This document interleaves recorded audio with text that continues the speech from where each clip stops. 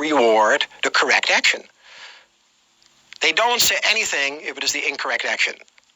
But if the animal does the right thing, it gets a reward. Positive reinforcement. Nothing but positive reinforcement. And you need to do the same thing with you. You are way too hard on yourself. You expect all kinds of things that you would never expect of the guy next to you. You would give him some leeway, but from you, no, it has to be perfect. First time out of the box, right? You're very astute. Yeah. Be a little easy on yourself. Pretend that you are your own best friend and give yourself advice on that basis. So if your friend said to you, my goal was 10,000, only at 9,200, what would you say to him? You did a great job, 9,200.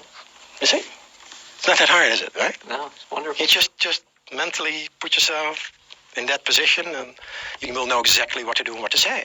The tearing down and negativity won't do you any good at all. It will only diminish you. And we want to do the opposite. We want to encourage, right? We want to encourage and praise. Whatever you praise increases. So we want to praise what we did do well. So visualization, to go back to that, is to visualize.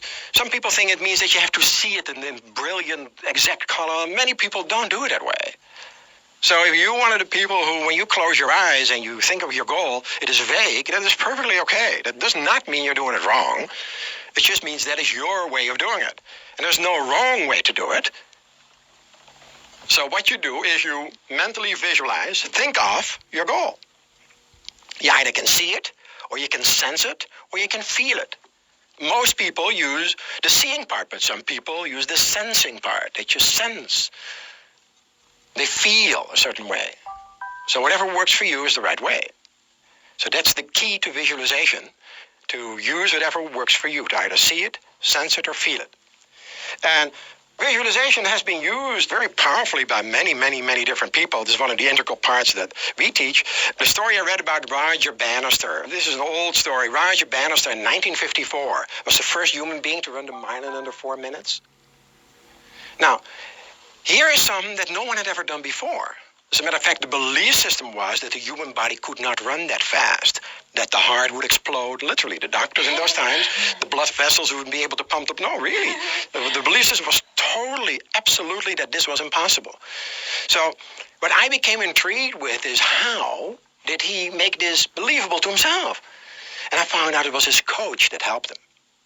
Because, of course, his coach had broken down the mile in 4 1/4 miles. And he said to him one day, he said, I went over all the stats and I found out that at one time or another in the last month, you have run every 1/4 mile under 1 minute. If you can string together 4 quarters like that, you do the whole thing under 4 minutes. And all of a sudden, it became believable. Of course, this was something that he had already done. It was just a question of stringing them together at the right time. The second thing that he did is he visualized every night. Every night before he went to sleep, he visualized himself breaking the 4-minute mile.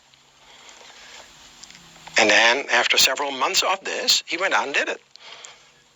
That's actually only part of the story, because I've been telling you now for the last couple of hours how strong belief systems are, right?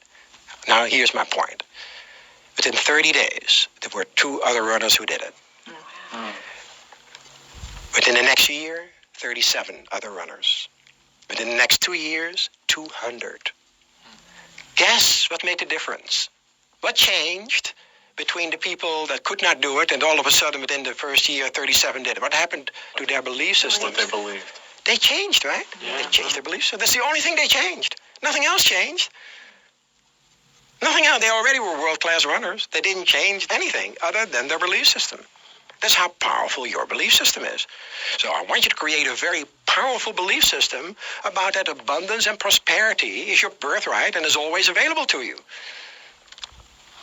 No ands, ifs, and buts. What if a negative thought comes up when you have a positive image? Okay, the question is, you guys should know the answer by now. What if a negative thought comes up? Cancel the thought, keep the image? Cancel the negative thought and keep the and create a positive image. You see, the thoughts, the words are left brain activity. And pictures come from the right side of your brain. So the right side of your brain is creating the picture, and the left side of your brain may try to run interference. Yes. So you need to be aware of that and then be able to counteract it by canceling that one out. In other words, what you're telling your left side of your brain is, don't bother me, I'm busy. Amen. Okay, I was teaching a class